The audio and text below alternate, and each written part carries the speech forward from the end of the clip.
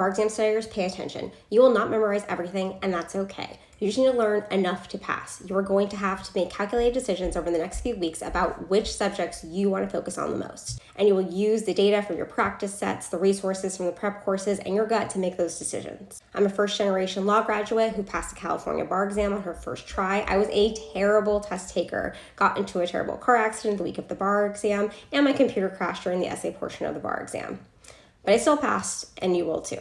Bar exam tip number 2, do not fall victim to bar supplement overload. Look, there are a lot of resources that you could buy to supplement your bar studying. Lean sheets, critical pass flashcards, Adapt-A-Bar. But before you go wasting the money you don't have right now, take a step back and think, what are your strengths and what are your weaknesses? Also think about, how do you personally study the most successfully? So for example, for me, I rushed to buy every single bar supplement there was, including critical pass flashcards. The problem was that I've never learned on flashcards before, not in undergrad, not in law school. So why did I think that suddenly flashcards were going to work for bar studying? Spoiler alert, they did not. Critical pass flashcards are great. They were not great for me. I did not really use them, and I wasted over $100 on them.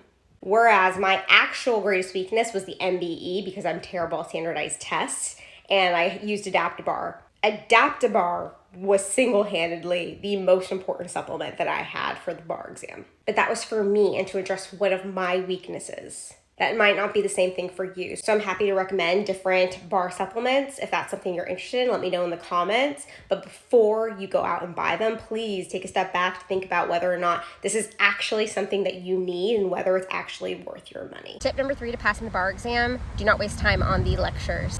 Look, I'm not going to go as far as say that you should not be watching these lectures at all. They do have a purpose to give you a general overview of the rules that you're going to have to start applying in the practice MBE problems and also the practice essays. However, they take up so much of the schedule at the beginning of bar prep, and they're absolutely draining because they're very boring.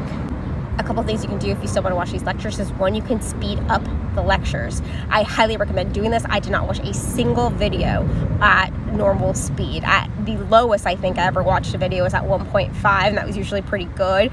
There were some BarBri lectures that were so slow that I actually doubled it.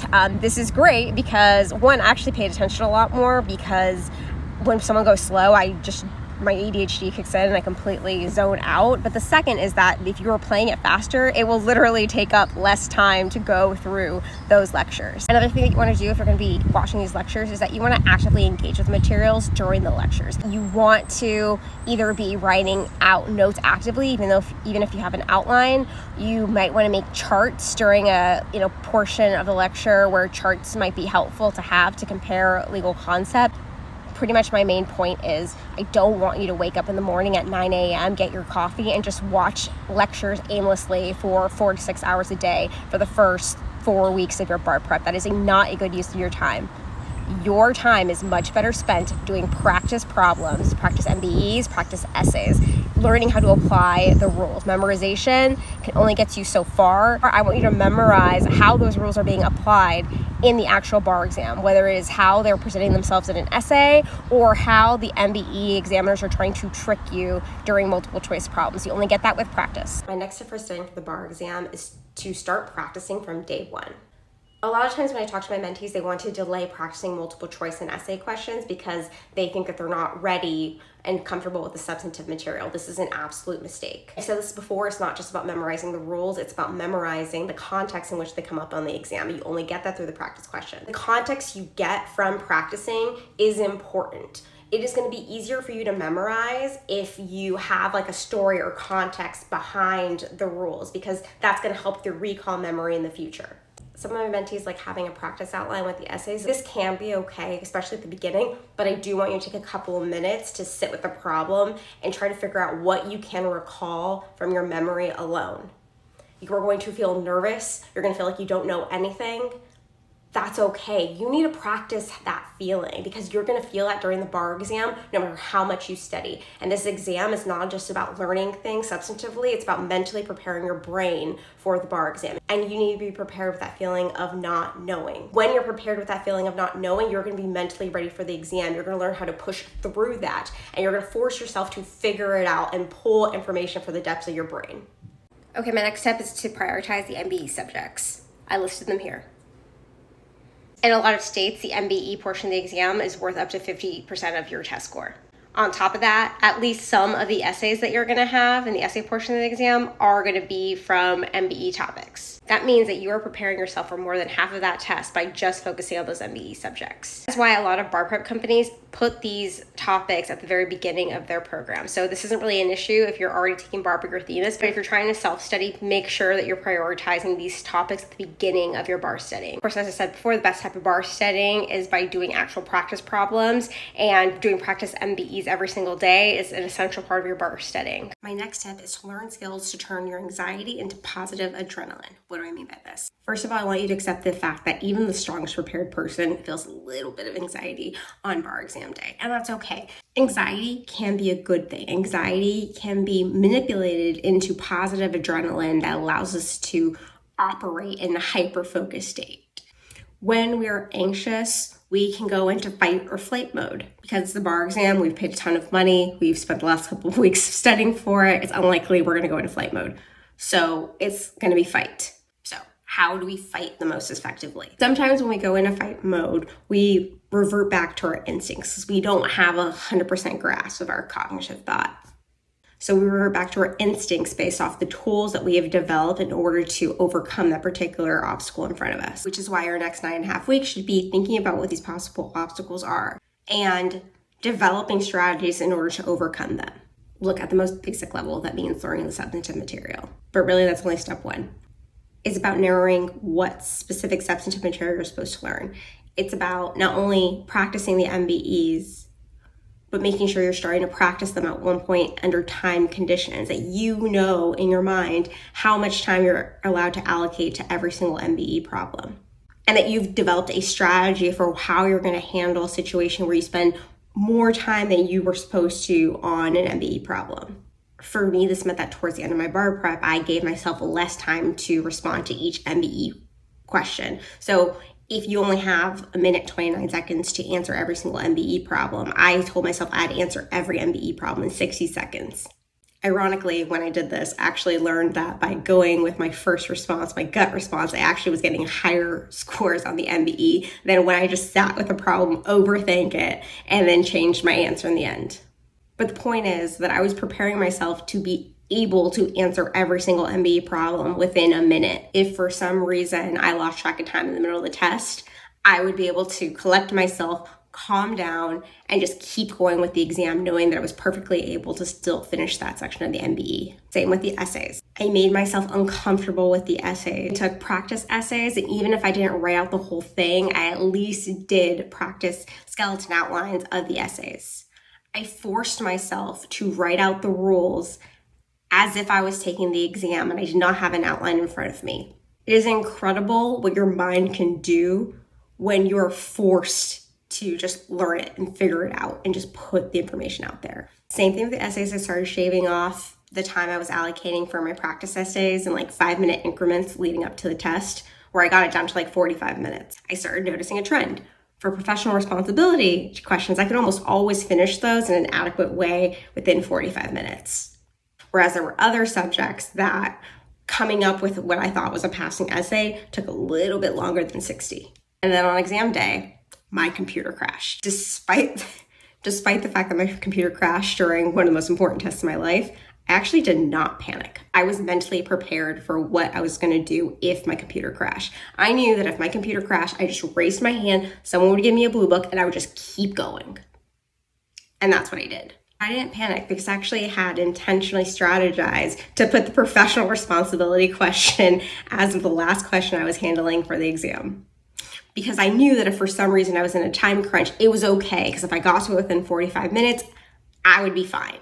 And I know that if I had not mentally prepared myself for the bar exam the way I did, that my computer crashing might have had a devastating impact on my bar exam experience. But it didn't. I didn't let it. I prepared myself to be anxious. I prepared myself to propel my anxiety into positive adrenaline. Tip number 7 is to get out into the sun. Exposure to sunlight can improve motivation, learning, and increase cognitive performance and reaction times.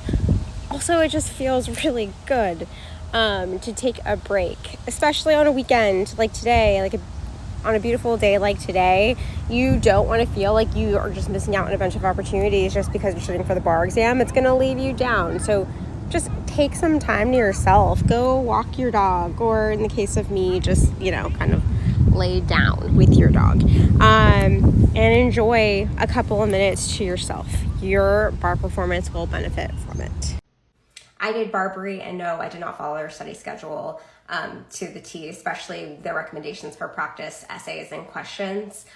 Frankly, I don't know a lot of people who can complete all of BarBri's recommended course material. It is a lot. It is very overwhelming.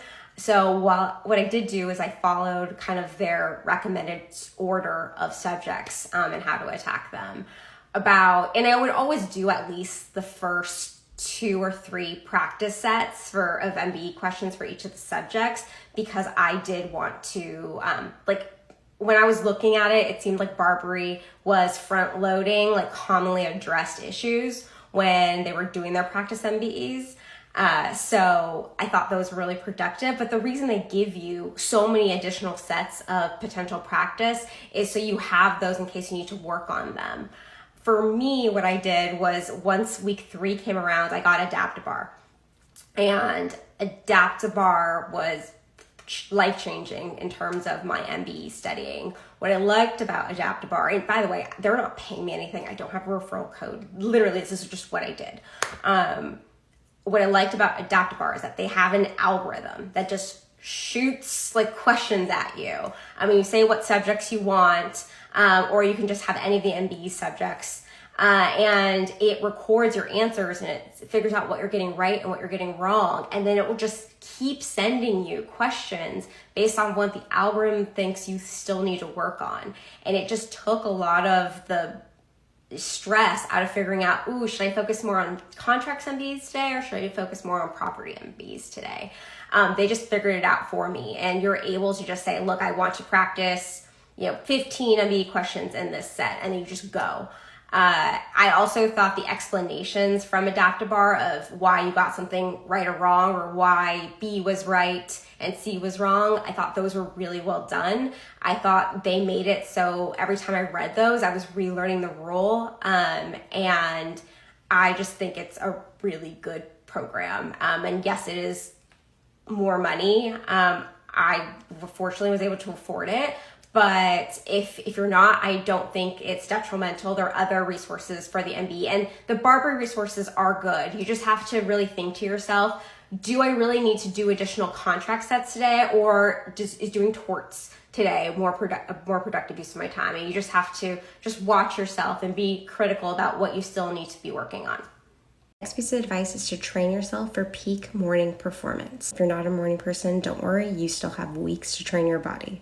You have to make sure that when you're practicing, you're doing at least some practice questions in the morning. Doing at least some practice questions in the morning, you are training your brain to operate efficiently in the morning.